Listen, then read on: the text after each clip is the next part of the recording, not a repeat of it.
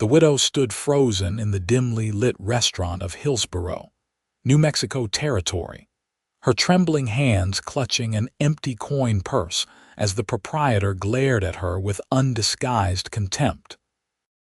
Zelda Owens had ordered the beef stew without checking her funds first, assuming she had enough coins left from selling her late husband's pocket watch 3 towns back. But the journey had cost more than she had calculated, and now she faced the very real possibility of being dragged to the sheriff for theft of services. "I asked you how you plan to pay for that meal, madam," the restaurant owner said again, his voice rising loud enough that the other diners turned to stare. "Because if you cannot settle your bill, I will have no choice but to involve the law." Zelda's face burned with humiliation. She was 24 years old, widowed for 8 months, and had been traveling west since her husband, Thomas, died of cholera back in Kansas.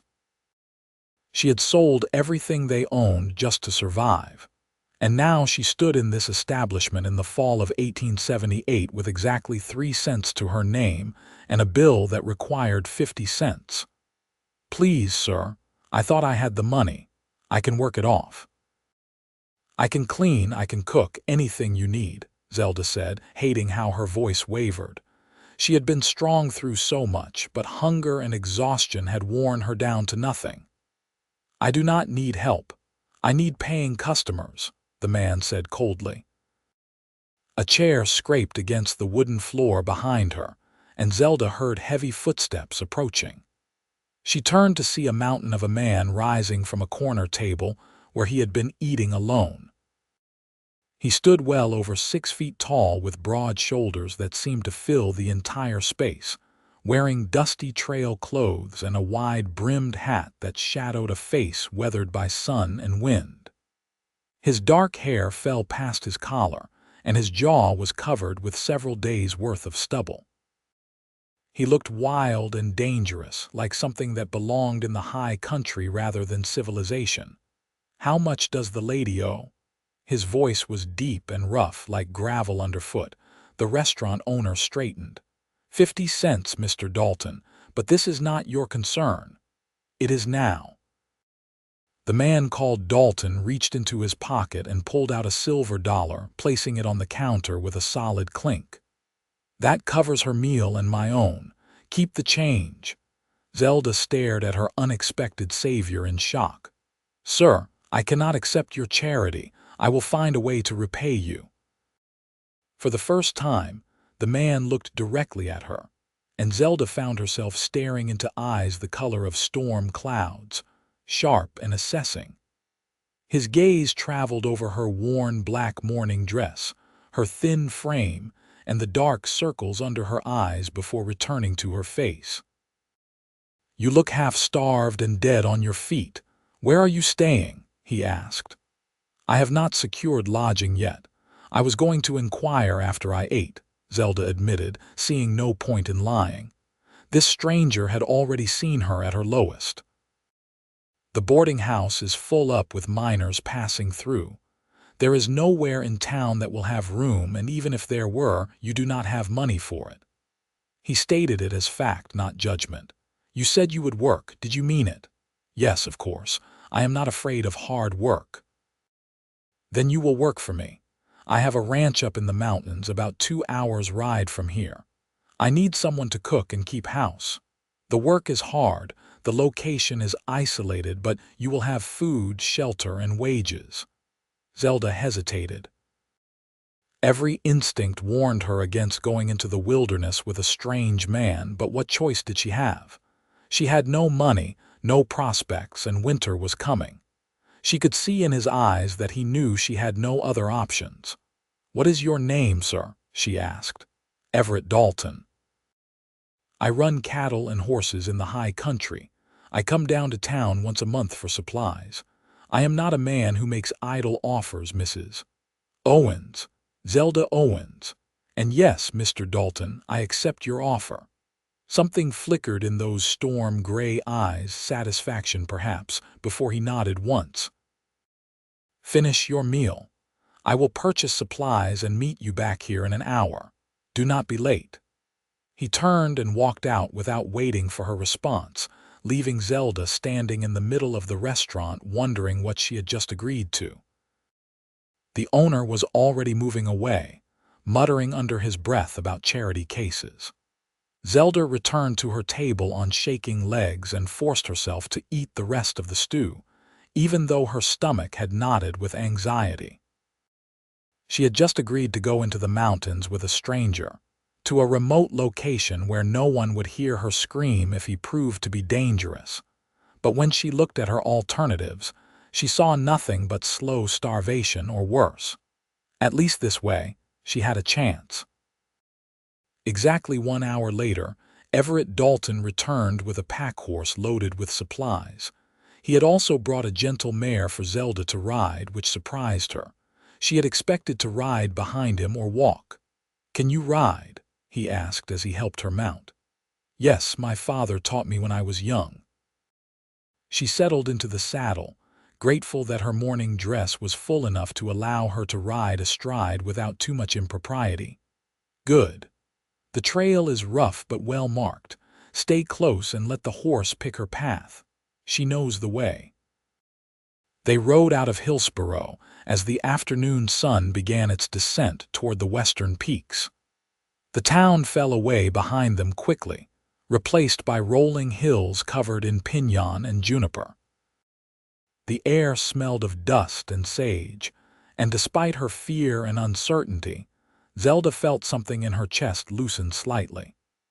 She had been trapped in towns and way stations for so long, always among strangers, always pretending to be stronger than she felt. Out here, with just the wind and the mountains and this silent man, she could at least breathe. Everett did not speak as they rode, which Zelda found both unsettling and oddly comforting. He seemed completely at ease in the wilderness, his body moving with the horse's gait as if they were one creature. She tried to imagine what kind of life he led up in these mountains, alone except for whatever ranch hands he might employ. The trail climbed steadily, winding through narrow canyons and across exposed ridges that offered breathtaking views of the valley below.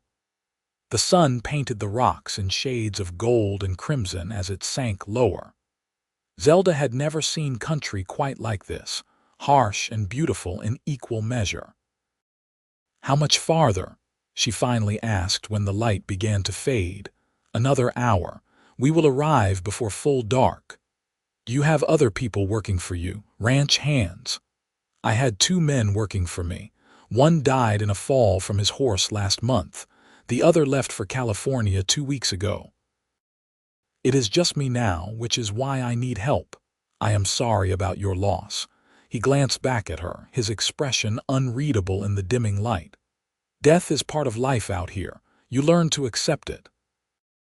Zelda thought of Thomas, of watching him waste away in their tiny Kansas farmhouse while she could do nothing but hold his hand and pray. "Yes," she said quietly. "I suppose you do." They rode in silence after that, climbing higher into country that grew increasingly wild and remote. Just when Zelda thought she could not stay in the saddle another minute, they rounded a bend, and she saw the ranch spread out in a high valley before them. It was larger than she had expected. A sturdy log cabin with a stone chimney sat in the center, smoke already rising from the pipe, which meant someone was there. Several outbuildings surrounded it, including a barn, a smokehouse, and what looked like a bunkhouse. Corrals held dozens of horses, their coats gleaming in the last rays of sunlight. Beyond the buildings, she could see cattle grazing in mountain meadows that stretched toward distant peaks. "This is your ranch." Zelda could not keep the surprise from her voice. "This is home." Everett dismounted and came to help her down. His hands closed around her waist, strong and steady, and he lifted her from the saddle as if she weighed nothing. For a moment, she was close enough to see the flecks of silver in his gray eyes, to smell leather and pine smoke on his clothes. Then he set her on her feet and stepped back. "I thought you said you were alone." Zelda asked, gesturing to the smoke rising from the cabin. I am. I banked the fire this morning before I left. It will have burned down to coals by now, enough to keep the cabin warm.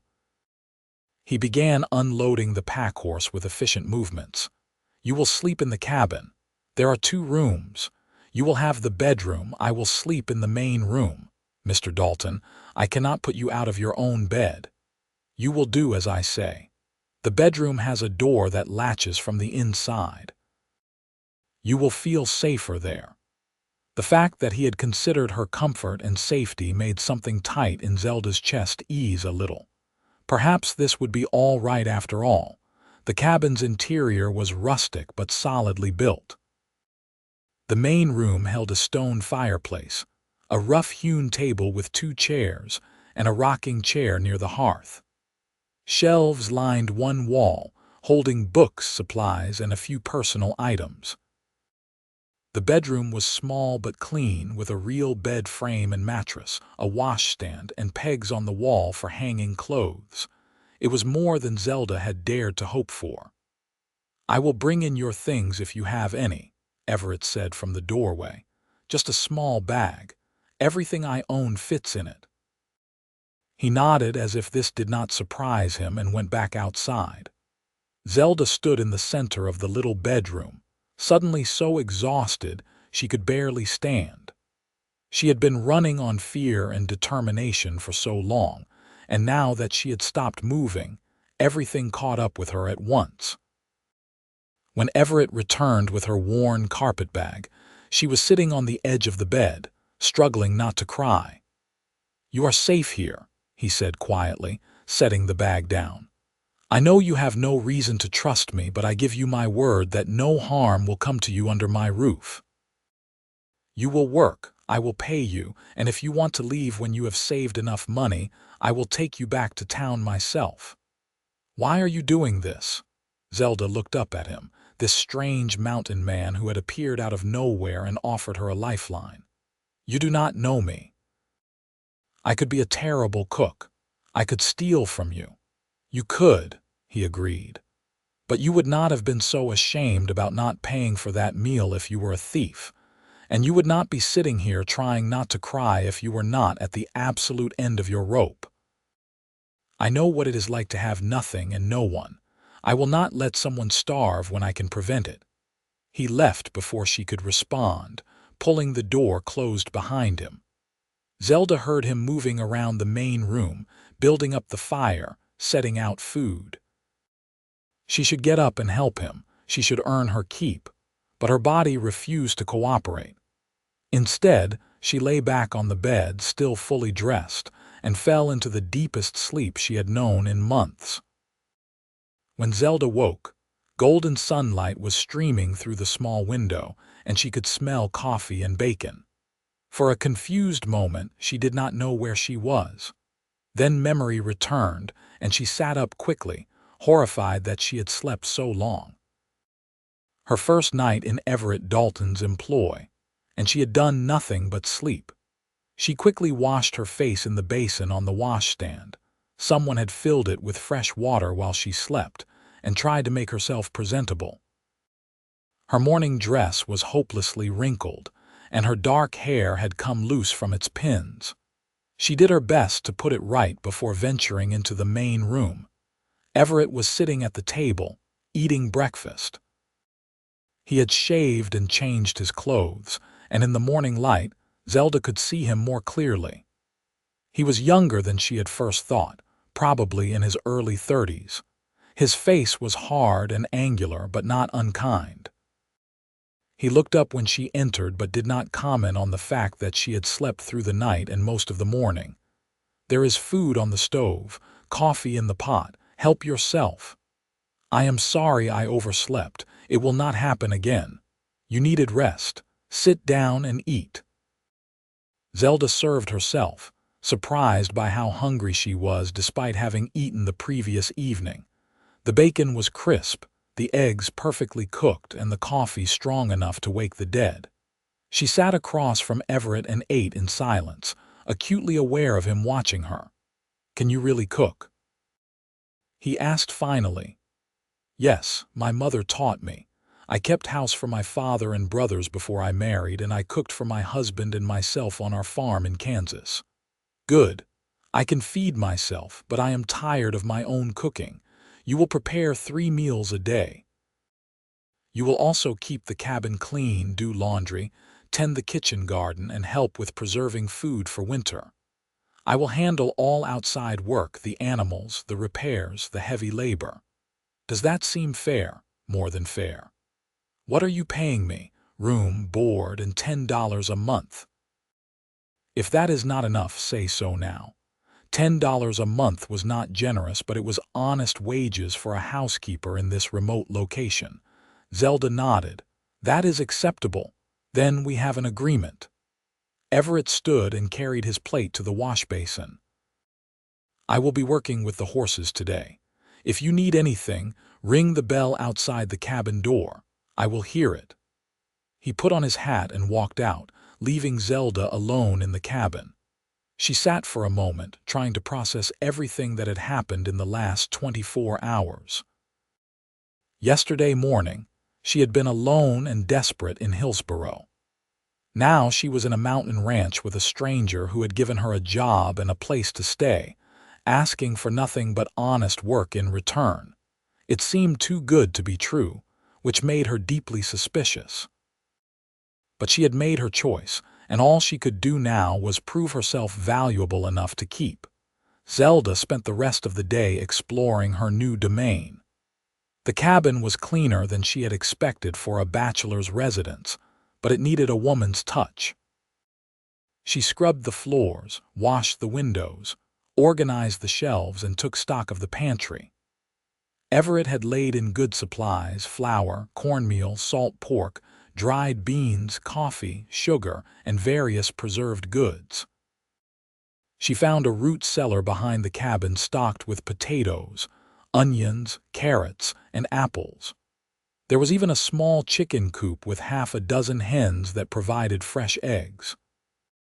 She prepared a proper dinner that evening, making biscuits from scratch, frying beefsteaks, and cooking green beans with bacon. When Everett came in at sunset, dusty and tired, he stopped in the doorway and stared at the table she had set. "You did not have to go to so much trouble," he said. "You hired me to cook. I am cooking." He washed up and sat down, and Zelda watched nervously as he took his first bite. His expression did not change, but he ate everything on his plate and accepted seconds when she offered. "This is good," he said finally. "Better than good." "Where did you learn to make biscuits like this?" "My mother. She said the secret is to handle the dough as little as possible and keep everything cold. She taught you well." It was the first real compliment he had given her, and Zelda felt an absurd flush of pleasure. They ate in comfortable silence after that, and when the meal was finished, Everett helped her clear the table without being asked. "You do not have to do that. It is my job," Zelda protested.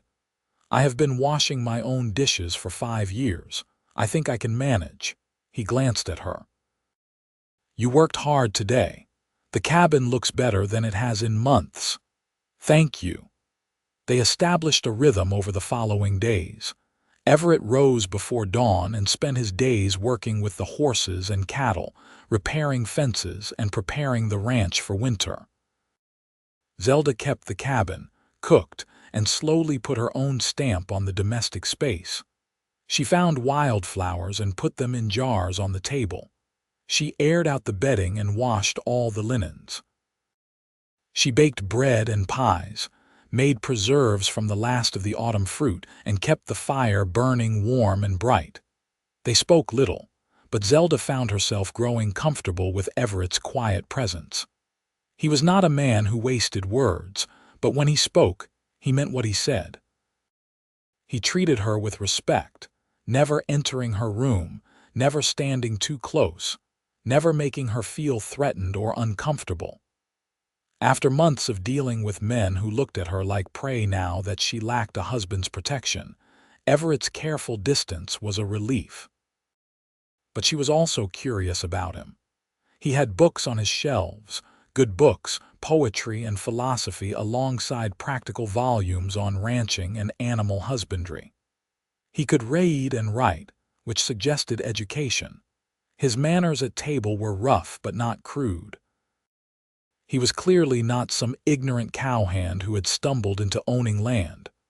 One evening, about 2 weeks after her arrival, she finally worked up the courage to ask, "Mr. Dalton, may I ask you a personal question?" He looked up from the harness he was mending by the fire. "You can ask." "I might not answer.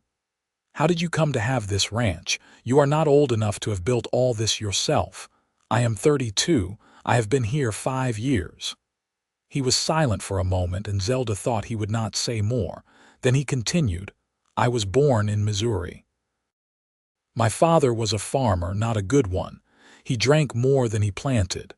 When I was 16, I left and went west. I worked cattle drives, broke horses, did whatever paid. I saved my money. When I was 25, I had enough to buy this land. The previous owner was moving to California and wanted quick cash. I gave him what he asked, and the place became mine. That must have taken a lot of hard work and discipline. It took knowing what I wanted and being willing to do whatever was necessary to get it." His gray eyes met hers across the firelight. "I do not give up on things I decide are mine." There was something in the way he said it that made Zelda's heart skip, but she pushed the feeling aside. He was talking about the ranch, nothing more. "What about you?" Everett asked. "How does a woman who can cook like you, and clearly had a good upbringing, end up widowed and penniless in New Mexico territory?" Zelda had not spoken about Thomas to anyone since his death. But sitting in this warm cabin with the fire crackling and the mountain night pressed against the windows, she found the words coming. "I was 19 when I married Thomas Owens. He was 21, the son of a neighbor back in Illinois where I grew up. He was handsome and charming, and he promised me a good life on his family's farm in Kansas. What he did not tell me was that the farm was mortgaged to the hilt and barely producing enough to survive. We worked ourselves to exhaustion trying to make it profitable. Then last winter, cholera came through our county. Thomas got sick. He died in March. I am sorry. The bank took the farm to settle debts I did not even know existed. I sold everything else to pay for his burial and buy a train ticket west. I had an aunt in California I hoped might take me in, but when I wrote to her, the letter came back marked deceased. So I have been traveling, taking work where I can find it, trying to figure out what to do with myself. And now you are here."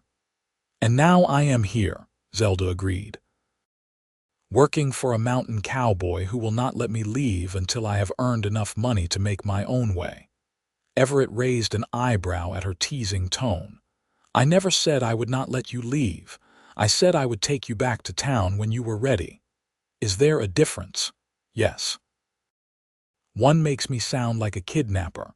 The other makes me sound like an employer who honors his agreements." Zelda smiled, and she saw surprise flicker across Everett's face, as if he had not expected her to have a sense of humor. "Fair enough, Mr. Dalton. If we are going to be living under the same roof, you should call me Everett. Only if you call me Zelda." "All right, Zelda." The way he said her name in that deep, rough voice made warmth spread through her chest. She looked back down at the sewing in her lap, suddenly flustered. This was her employer, nothing more.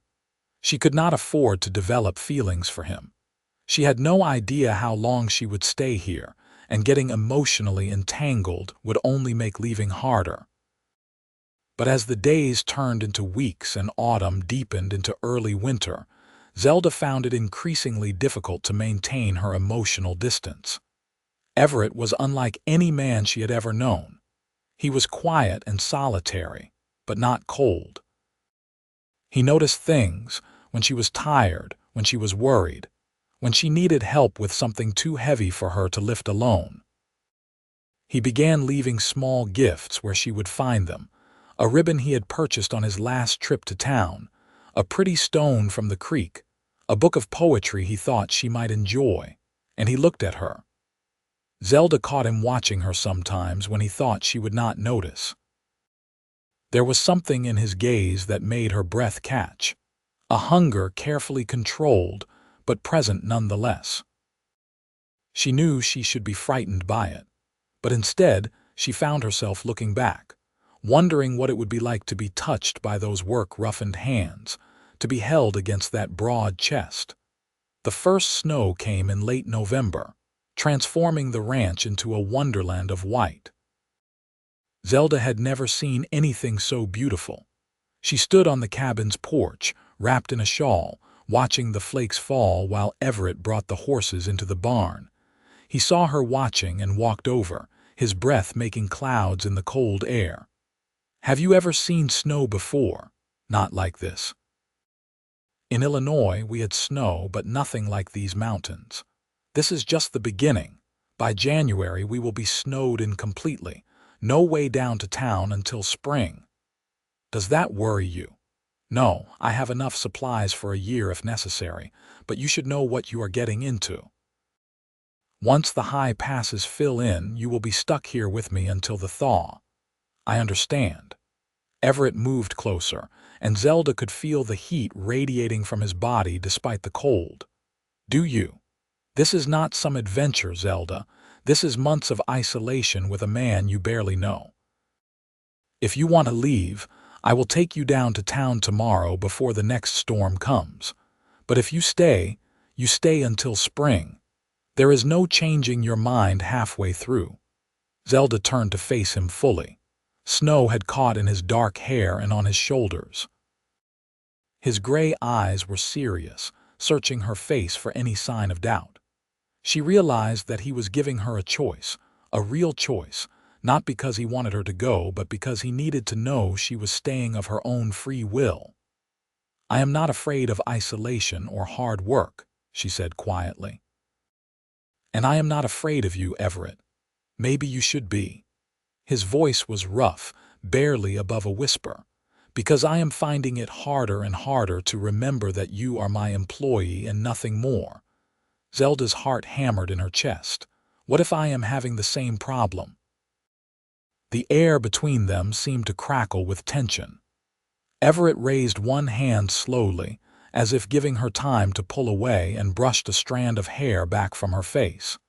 His fingertips grazed her cheek, and Zelda shivered, but not from the cold. "I will not touch you unless you ask me to," Everett said. "I will not use my position as your employer to pressure you, but I need you to know that I want you. I have wanted you since I saw you standing in that restaurant, trying so hard to be brave. And if you stay here through the winter, my feelings are only going to get stronger." "Then I suppose it is good that my feelings are already strong," Zelda heard herself say. Everett inhaled sharply. "Zelda, you do not know what you are saying." "Yes, I do. I am 24 years old, I have been married and widowed, and I know my own mind. I am not some innocent girl who does not understand what happens between a man and a woman. I know what I am saying, and I know what I feel." "And what did you feel?" Zelda reached up and placed her hand over his where it still cupped her cheek. "I feel safe with you. I feel valued. And when you look at me the way you are looking at me right now, I feel wanted in a way I never felt with my husband. Thomas married me because it was expected. He was kind enough, but there was no passion between us. You make me feel things I did not know I could feel." "God help me," Everett muttered, and then he was kissing her. It was nothing like the chaste kisses she had exchanged with Thomas during their courtship. This was raw and hungry, a claiming that made Zelda's knees weak. Everett's arms came around her, pulling her against him, and she went willingly, wrapping her arms around his neck and kissing him back with all the pent-up longing she had been trying to deny for weeks. When they finally broke apart, both breathing hard, Everett rested his forehead against hers. "I have been wanting to do that for so long." "Then why did you wait?" "Because I needed to be sure you wanted it too. I needed to know this was not just you feeling obligated or afraid to refuse me." Zelda pulled back enough to look him in the eye. "I am not afraid of you, Everett, and I am not doing this out of obligation. I am doing this because when I think about leaving here in the spring, about never seeing you again, it makes my chest hurt." "Then do not leave." "What are you saying?" "I am saying stay, not as my employee, stay as my wife." Zelda stared at him in shock. "Everett, we have known each other for barely a month, I know, and if you need more time, I will wait. But I also know what I want, and I want you. I want to wake up next to you every morning. I want to come home to you every evening. I want to build a life with you here in this place I have made mine. Say yes, Zelda, stay with me." It was insane. She barely knew him. They had spent weeks living under the same roof, but that did not mean they were ready for marriage. She should say no. She should ask for time. She should be sensible. But when had being sensible ever gotten her anything but heartache? She had been sensible when she married Thomas, and it had led to years of backbreaking work and a poverty that ended with his death and her destitution. Maybe it was time to take a chance on something that felt right, even if it did not make logical sense. "Yes," she said. "Yes, I will marry you." Everett kissed her again, and this time there was joy in it as well as passion. When he swept her up in his arms and carried her inside the warm cabin, Zelda laughed, feeling lighter than she had in years. They were married 3 days later. Everett saddled 2 horses and they rode down to Hillsborough through the snow, Zelda bundled in furs and blankets to keep her warm. The town minister performed the ceremony in his small church, with his wife and the shopkeeper's daughter as witnesses. Zelda wore her best dress, which was still her mourning black, but she had removed the crepe trim and pinned a sprig of juniper to her collar. Everett wore clean clothes and had shaved, and when he placed a simple gold band on her finger, his hand was steady. "I promise to take care of you, to provide for you, and to love you for the rest of my life," Everett said, looking into her eyes. "I promise to stand by you, to make a home for you, and to love you for the rest of mine," Zelda replied. When the minister pronounced them husband and wife, Everett kissed her with such tenderness that tears sprang to Zelda's eyes. This was what she had hoped marriage would be when she was a naive girl accepting Thomas's proposal. This feeling of being cherished, of being chosen, of being truly wanted. They had dinner at the restaurant where they had first met, and the proprietor served them personally, clearly curious about how the destitute widow had ended up marrying the reclusive mountain rancher. Then they purchased a few additional supplies and rode back up to the ranch, reaching it just as the sun set in a blaze of orange and gold. That night, in the bedroom that was now theirs together, Everett made love to Zelda with a patience and passion that made her forget she had ever been with another man. He took his time, learning what pleased her, showing her what pleased him, until they were both gasping and clinging to each other. Afterward, he held her close, her head on his chest, his hand stroking her hair. "I never thought I would have this," Everett said quietly into the darkness. "I thought I would live and die alone up here. And then you walked into that restaurant, too proud to beg but desperate enough to try, and something in me recognized you. This is mine, I thought. She is supposed to be mine. That is why you offered me the job. That is why I brought you here and made sure you had every reason to stay. I know that probably makes me a manipulative bastard, but I cannot bring myself to regret it." Zelda propped herself up on one elbow to look at him. "You gave me a choice at every step. You could have pressed your advantage a dozen different ways, but you did not. You waited for me to come to you. That is not manipulation, Everett. That is patience and respect. I am glad you see it that way. I do, and I am glad I stayed. I am glad I married you." She kissed him softly. "I love you." She felt him tense in surprise, and then his arms tightened around her. "I love you too." God, Zelda, I love you so much it scares me. Then we will be scared together. The winter passed in a blur of snowstorms and quiet domesticity. Zelda had never been so happy. She and Everett fell into an easy partnership, working together to keep the ranch running, taking care of the animals and keeping each other warm during the long, cold nights. They talked for hours by the fire, sharing their histories, their dreams, their fears. They made love with increasing passion and familiarity, learning each other's bodies until they could play each other like instruments. Everett taught Zelda to shoot, insisting she needed to be able to protect herself if something ever happened to him. She turned out to be a natural marksman, which pleased him immensely. Zelda taught Everett to dance, humming waltzes while they spun around the cabin's main room, laughing when they bumped into furniture. In February, Zelda realized her monthly courses had not come. She waited another week to be sure before telling Everett, afraid of his reaction. But when she finally worked up the courage to tell him she thought she might be pregnant, he let out a whoop of joy and picked her up, spinning her around until she was dizzy and laughing.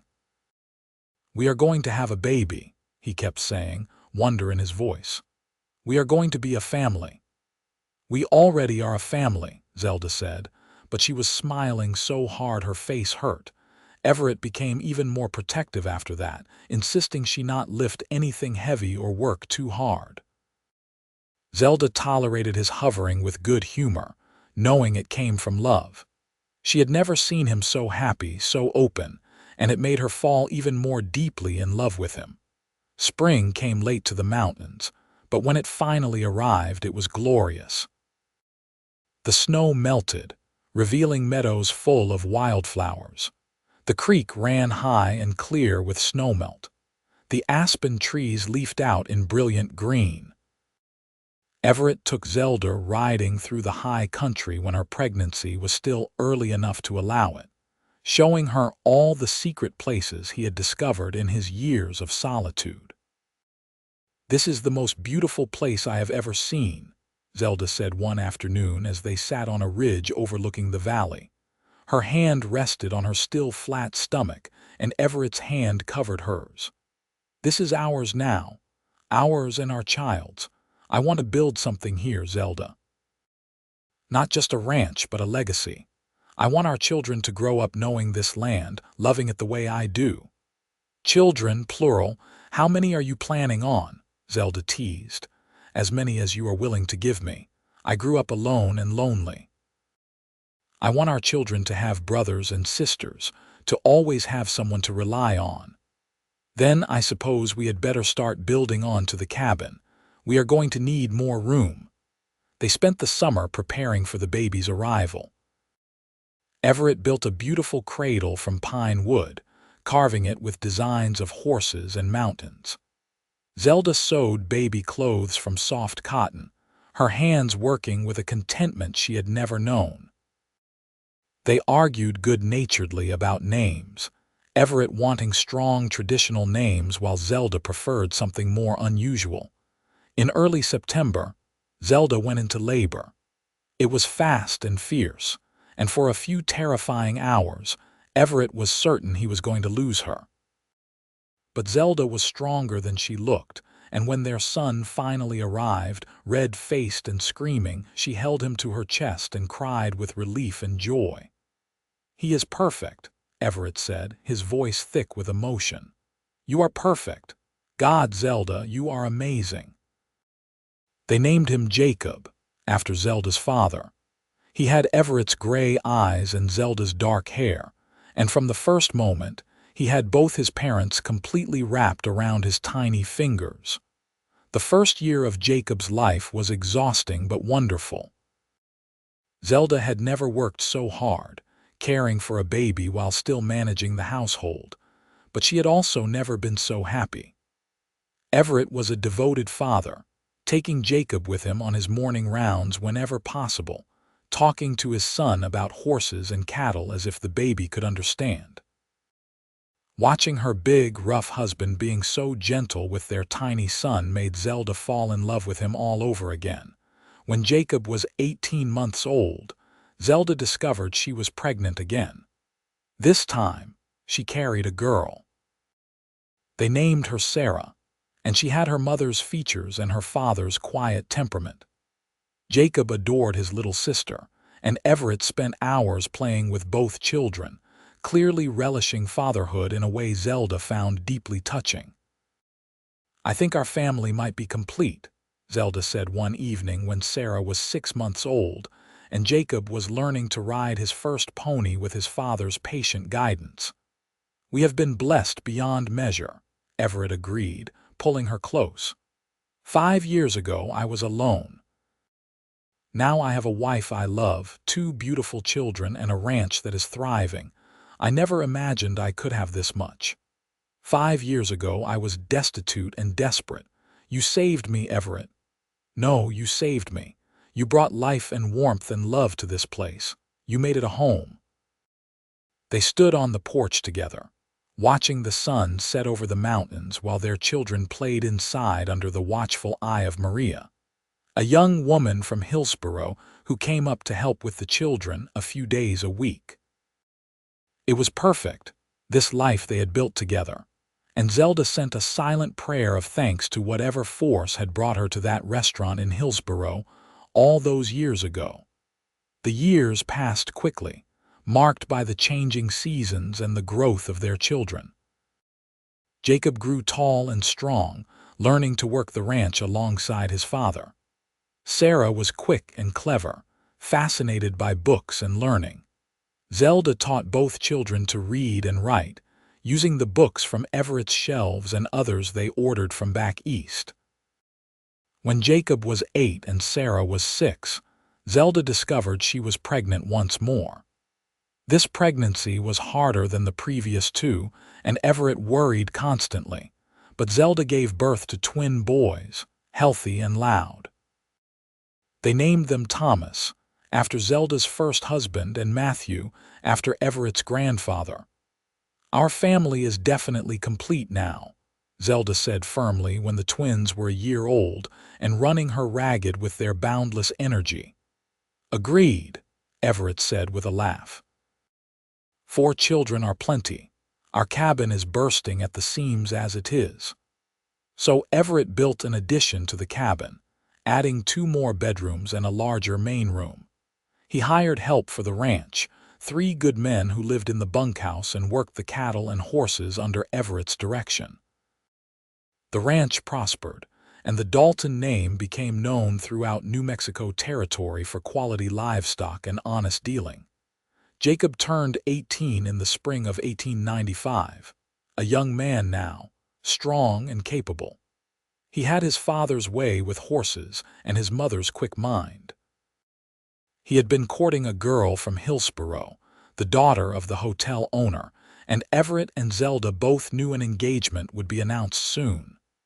"We are going to be grandparents before we know it," Zelda said to Everett one evening after Jacob had ridden down to town to see his sweetheart. "How did that happen? Was it not just yesterday that you were standing in that restaurant, unable to pay for your meal?" "That was 17 years ago, Everett. 17 years, the best 17 years of my life." Zelda leaned against him, comfortable in the way only long marriage allows. "Do you ever regret it, forcing me to work for you, refusing to let me leave?" "I never refused to let you leave. I just made sure you had every reason to stay. There is a difference, a fine distinction. An important one." He turned her to face him, his hands on her shoulders. They were both in their 40s now, marked by age and work and life, but when Everett looked at her, Zelda still saw the same intensity that had been in his eyes that first day. "I fell in love with you the moment I saw you, Zelda. You were trying so hard to be brave, to hold your head high even though your world was falling apart. I knew right then that you were meant to be mine. Everything I did after that was just removing obstacles between us. You are a manipulative man, Everett Dalton." only when it comes to things I want most, and I have never wanted anything the way I wanted you. Well, you have me, for better or worse in sickness and health until death parts us, which will not be for many years yet if I have anything to say about it. They had decades yet, as it turned out. Jacob married his sweetheart and built a house on the far side of the ranch property, starting his own family while still working with his father. Sarah became a teacher, opening a small school in Hillsborough and boarding in town during the week, coming home to the ranch on weekends.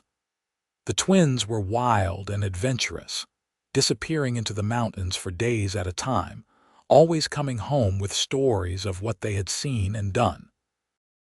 Zelda and Everett grew old together, their love deepening with each passing year. They became grandparents many times over, their cabin filled with noise and laughter whenever the family gathered. They saw New Mexico achieve statehood in 1912, cheering along with their children and grandchildren. On their 30th wedding anniversary, Everett took Zelda back to the ridge where he had once told her he wanted to build a legacy. The valley below was dotted with houses now, all occupied by their children and their families. The ranch had expanded to cover thousands of acres, a thriving operation that would continue for generations. "We did it," Everett said, his arm around Zelda's waist. "We built something that will last." "We built a family," Zelda corrected. "The land is just where we did it." "True enough." He pulled her close and kissed her, and despite the decades between them and that first kiss in the snow, it still made her heart race. "I love you, Zelda Dalton. Best decision I ever made was paying for your meal that day. Best decision I ever made was agreeing to work for you. And then agreeing to marry me." "That too," Zelda said with a smile. They stood together on the ridge as the sun set, painting the mountains in shades of gold and purple, content in the knowledge that they had lived well and loved deeply. Whatever came next, they would face it together, as they had faced everything for the past 30 years. Everett and Zelda lived well into their 70s, unusual for their time but perhaps not surprising given their strong constitutions and the clean mountain air. They spent their final years surrounded by family, watching their grandchildren grow and even meeting a few great-grandchildren. When Everett finally passed in his sleep in the winter of 1921, holding Zelda's hand, she grieved deeply, but without regret. They had been given more time together than most couples could hope for, and every moment had been precious. Zelda lived another 3 years, spending her time with her children and grandchildren, telling them stories of the old days, of how she had met their grandfather in a restaurant in Hillsborough, when she could not pay for her meal. "He said I could work for him," she would tell the wide-eyed children gathered at her feet, "and then he never let me leave." "But you did not want to leave, did you, Grandma?" one of the children would always ask. "Not once," Zelda would say with a smile. "Not for a single day." Because sometimes the best things in life come from the moments when we are most desperate and vulnerable. Sometimes being trapped is exactly what we need to realize we are actually free. When Zelda passed peacefully in her sleep in the spring of 1924, she was buried next to Everett on a hillside overlooking the ranch they had built together. Their children and grandchildren and great-grandchildren gathered to say goodbye. And as they stood together in the mountain sunshine, they all felt the presence of the love that had created them all. The ranch continued to thrive for generations, always in the hands of Dalton descendants who had learned from Everett and Zelda the value of hard work, honest dealing, and fierce love. And sometimes, on quiet evenings when the wind came down from the high country, people swore they could see 2 figures standing on the ridge above the valley, arms around each other, watching over the legacy they had built from nothing but desperation, determination, and a meal that could not be paid for in coin, but was instead paid for with a lifetime of devotion.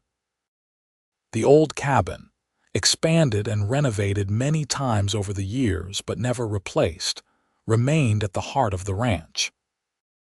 Jacob's great-great-grandson lived there now with his own family, and the cradle Everett had carved for his firstborn son still sat in one of the bedrooms, used for each new generation of Dalton babies.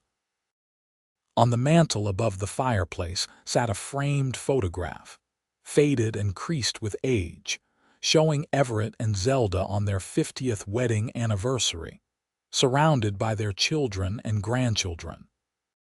They were old in the photograph, their faces lined with age, but their eyes still held the same spark of love that had ignited that snowy day so many years before.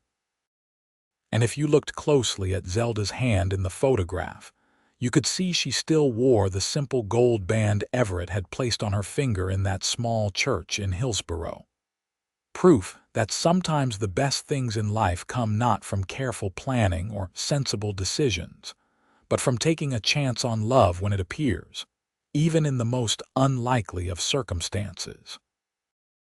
The widow could not pay for her meal. The mountain cowboy said work for me, and he never let her leave because she never wanted to go, and that was the beginning of everything that mattered.